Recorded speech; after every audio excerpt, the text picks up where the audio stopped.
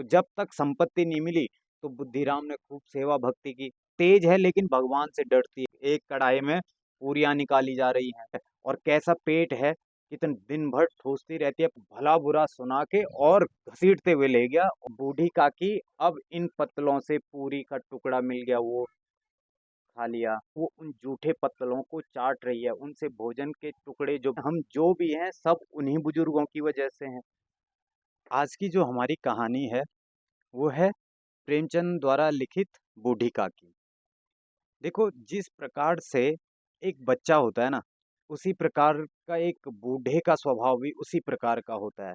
जैसे किसी खाने के सामान पे जितना एक छोटा बच्चा लालायित होता है, उतना ही लालायित एक बुजुर्ग भी होता है ना? आपके पास अगर कोई खाने की वस्तु है तो जितना एक बच्चे का मन ललचा रहा होगा ना उसको देख के, उतना ही एक बुजुर्ग का मन भी ललचा रहा होता है। तो ये कहानी में जो बूढ़ी काकी है, तो देखो बूढ़ी काकी के पति बहुत पहले ही मर चुके हैं, ठीक? और जो इसके बेटे थे तो 7 बेटे थे और वो भी जवान हुए और वो भी जल्दी ही सब मर गए। तो लास्ट में बचा कौन? बूढ़ी काकी का वारिस कौन बचा? तो इस बूढ़ी काकी का एक भतीजा है जिसका नाम है बुद्धिराम, ठीक? अब बूढ़ी काकी के पास जो संपत्ति है, वो संपत्ति वो किसको देगी? बुद्धिराम को। तो जब तक संपत्ति नहीं मिली तो बुद्धिराम ने खूब सेवा भक्ति की, है ना? सेवा भक्ति की, पटाया पुटाया, है ना, कि संपत्ति मिल जाए। और जब बूढ़ी काकी ने पूरी संपत्ति बुद्धिराम के नाम कर दी तो उसके बाद बूढ़ी काकी की उपेक्षा होने लगी। उपेक्षा होने लगी मतलब उस पे ध्यान नहीं देना, ठीक? भोजन के लिए वो तरसती रहती है, पेट भर खाना नहीं मिल रहा है।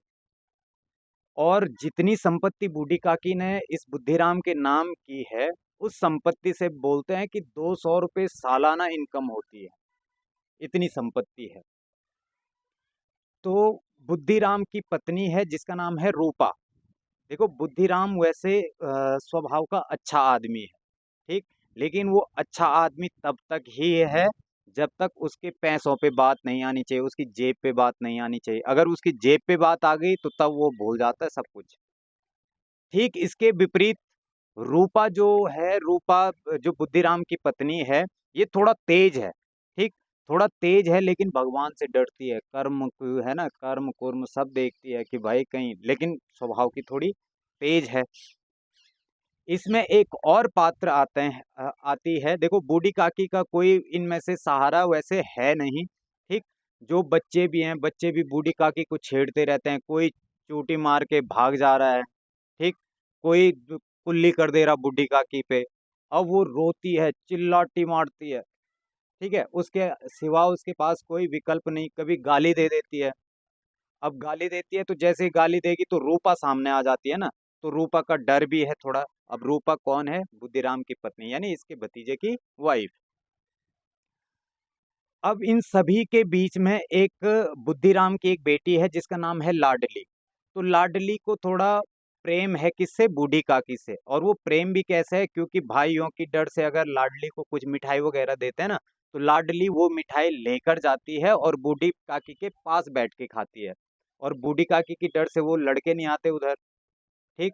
और वो जो लाडली है, लाडली थोड़ा बहुत बूढ़ी काकी को भी मिठाई खिला देती है।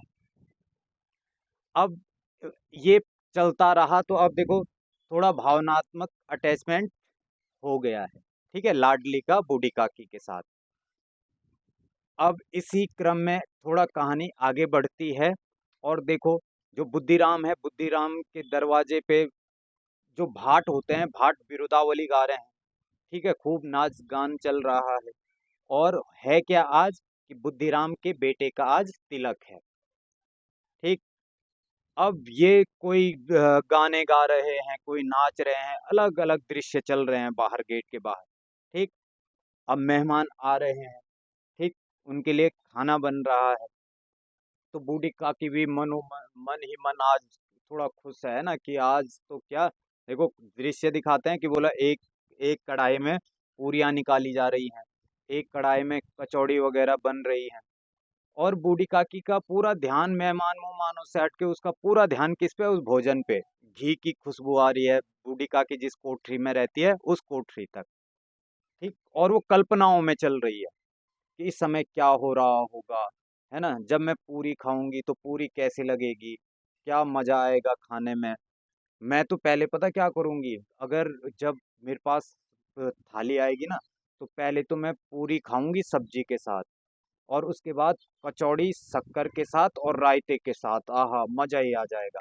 अब ये कल्पनाओं में ही चल रहा है। थोड़ी देर बाद खाना बनकर तैयार हो गया है। अब देखो रूपा जो है, बुद्धिराम की जो पत्नी है, वो तो काम धाम में लगी है ना, कोई इधर बुला रहा, कोई किसी किसी काम पे लगा रहा। तो अब झुंझला जाता है इंसान ऐसे में, तो उसे गुस्सा भी आ रहा है लेकिन बोल भी नहीं सकती कुछ, अड़ोस पड़ोस वाले क्या बोलेंगे। तो कुछ देर बाद होता क्या है, मेहमान सारे खाना खाने के लिए बैठे हैं, और बूढ़ी काकी अंदर है। ठीक, और सोचती रहती है कि इस समय पूरियां निकल गई होंगी, पूरियां मेहमानों की गरम गरम पूरियां मेहमानों की थाली में रखी जा रही होगी, मेहमान उस पूरी को तरकारी के साथ खा रहे होंगे। ठीक, अब जब मेहमान ये सोचते सोचते बोले यार मैं देख ही लेती हूँ ना। ठीक, और जाके ये कहाँ बैठ गई, कढ़ाई के पास, जिस जहाँ से पूरियां निकाल रहे थे ना, वहां बैठ गई। तो जैसे ही रूपा ने इसको देखा वहां कढ़ाई के पास, तो रूपा एकदम गुस्से से आग बबूला हो गई और आई, और बहुत भला बुरा कहा। ठीक है, और भगा दिया इसको, बूढ़ी काकी को। बड़ी मुश्किल से तो गई है, आंखें कम हैं, पैरों में शक्ति नहीं, तो सरकते सरकते तो पहुंची है। तो फिर वापस भगा दिया रूपा ने कोठरी में, ये फिर से वापस कोठरी में बैठ गई। ठीक है, अब कोठरी की बोला, अभी रूपा ने के शब्द थे कि अभी मेहमानों ने नहीं खाया, तू बहुत बड़ी है जो तुझे पहले मेहमानों से पहले तेरा ही पेट भरे। ठीक है, और कैसा पेट है, कितने दिन भर ठूसती रहती है, पता नहीं कहाँ भस्म हो जाता है ये। अब देखो ये शब्द बड़े तीखे थे ना, और मन बुझे मन से ये अंदर आ गई। ठीक, अंदर आई तो अब देखो, अब जो दुख हो रहा है ना रूपा को, इसको, बूढ़ी काकी को, तो बूढ़ी काकी को अब इस बात का दुख नहीं है कि रूपा ने मुझे भला बुरा कहा या मुझ पे गुस्सा किया। इस बात का है कि यार वो भी तो ठीक ही बोल रही थी, कि मुझे इतनी क्या आफत आ रही, कि थोड़ा धैर्य रखना चाहिए मुझे। और ये सोचते सोचते कि अब फिर से कल्पनाओं में खो रही है ना, बार बार खाने की है उसे, तो फिर कल्पनाओं में खो गई कि अब तो मेहमानों ने भी खा लिया होगा, है ना, मेहमान खा के उठ गए होंगे। बोला मैं एक बार फिर से जाके देखती हूँ, और फिर से वही कुकड़ू बैठ के और सरकते हुए फिर से गई, और वहां जाके क्या देखती है कि मेहमान तो अभी खाना ही खा रहे हैं, कोई अपनी उंगलियां चाट रहा है। ठीक है, कोई पूरी का इंतजार कर रहा है, किसी की थाली में पूरी ज्यादा है, तो वो उसको इंतजार इस चीज का है कि कोई इधर उधर देखे और ये पूरियां मैं अपने बैग में या झोले में रख दूं। और ये सरकते हुए जैसे ही वहां पहुंची और मेहमानों ने इसको देखा, तो बोलो अरे ये बुढ़िया कौन है, ये कौन है, और सब उठने लगे। तो बुद्धिराम पूरी बांट रहे थे, पूरी पटकी नीचे, और एकदम से कंधों से झजोल के बूढ़ी काकी को भला बुरा सुना के और घसीटते हुए ले गया, और फिर से उस कोठरी में फेंक दिया। अब बूढ़ी काकी को मानो कि मूर्छा सी आ गई। ठीक, ऐसे लगा कि जैसे कोई घसीटते हुए, मेरे पैर पत्थरों में टकराते हुए कोई मुझे पहाड़ पे ले गया हो, और पहाड़ पे पटक दिया हो। और अब देखो, अब इन्होंने बुद्धिराम और रूपा ने अब बदला लेने की ठान ली है ना, कि बुढ़िया ने बेइज्जती करा दी तो इसको पूछना ही नहीं, तो पड़ी रहे तो अंदर ही। अब वो पड़ी है कि अभी बुलाएंगे खाने के लिए, तभी बुलाएंगे, लेकिन किसी ने नहीं बुलाया।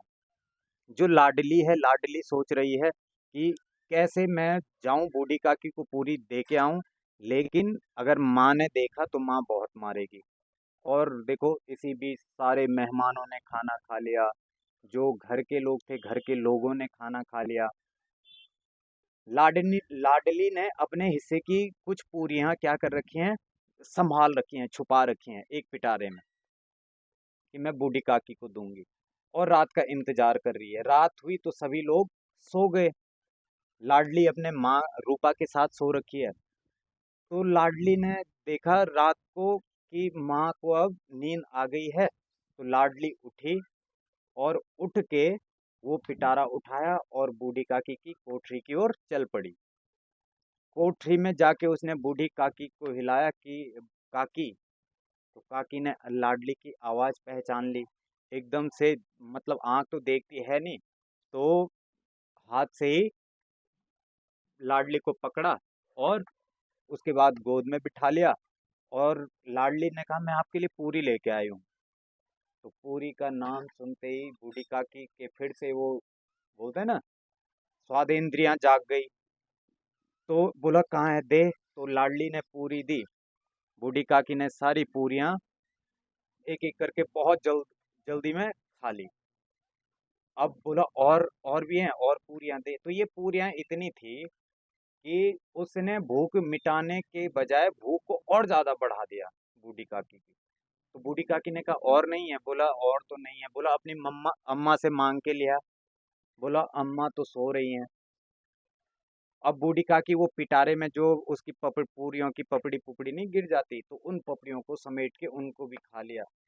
लेकिन भूख अब फिर से चरम पे पहुंच गई।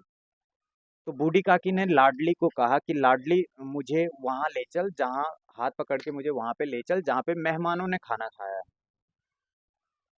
तो लाडली समझ नहीं पाई कि बूढ़ी काकी ऐसा क्यों बोल रही है। तो लाडली ने हाथ पकड़ा बूढ़ी काकी का और वहां ले गई जहां मेहमानों ने खाना खाया था, और वहीं बगल में गिरे हुए हैं पत्तल वगैरह जिनमें उन्होंने खाना खाया होगा। और बूढ़ी काकी अब इन पत्तलों से पूरी का टुकड़ा मिल गया वो खा लिया। ठीक है, थोड़ा रायता बचा हुआ है, वो रायता चाट रही है, बोली वाह वाह क्या रायता बना था, रायता तो बहुत ही बढ़िया बना हुआ था। थोड़ा तरकारी बची हुई है किसी में, तो थोड़ा तरकारी उन जूठे पत्तलों से निकाल के और खा रही है। इसी बीच क्या होता है कि रूपा की आंख खुली। और रूपा की आंख खुली, उसने देखा बगल में लाडली नहीं है, तो बोला लाडली कहाँ गई। बोला गिर तो नहीं गई नीचे। नीचे देखा, नीचे भी नहीं है। तो ढूंढते ढूंढते नजर पड़ी।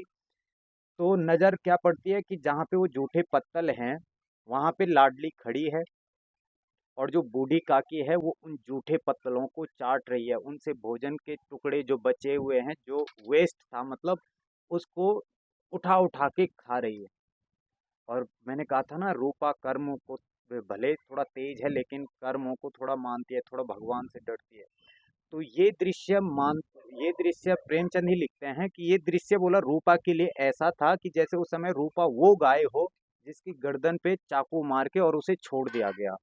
वैसा फील कर रही है वो, कि जिस काकी की वजह से हम इतना बड़ा आयोजन कर पाए, जिसकी संपत्ति से ही हमने हजारों रुपए खाए हैं, और आज देखो हमने उसको भोजन, भरपेट भोजन का भी मोहताज कर दिया है। और आज एक ब्राह्मण ब्राह्मण है वो। तो बोला आज एक ब्राह्मण जूठे पत्तल से भोजन कर रही है ब्राह्मण।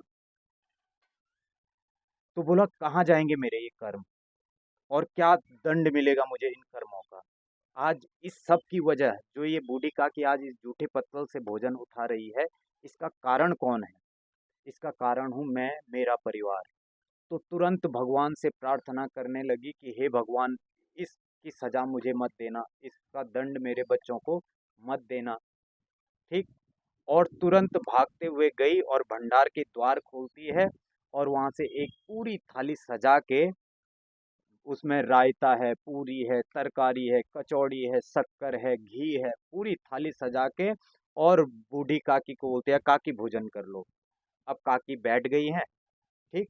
तो ये दृश्य भी प्रेमचंद देखो किस प्रकार से दर्शाते हैं, कि प्रेमचंद कह रहे हैं कि जिस प्रकार से एक बच्चे को आप मारते हो, पीटते हो, है ना, और थोड़ी देर बाद उसको पटाने के लिए चॉकलेट पकड़ा दी, तो वो सारा मार पीट, तिरस्कार, बेइज्जती, आपने क्या बोला सब भूल जाता है, उसमें खुश हो गया वो।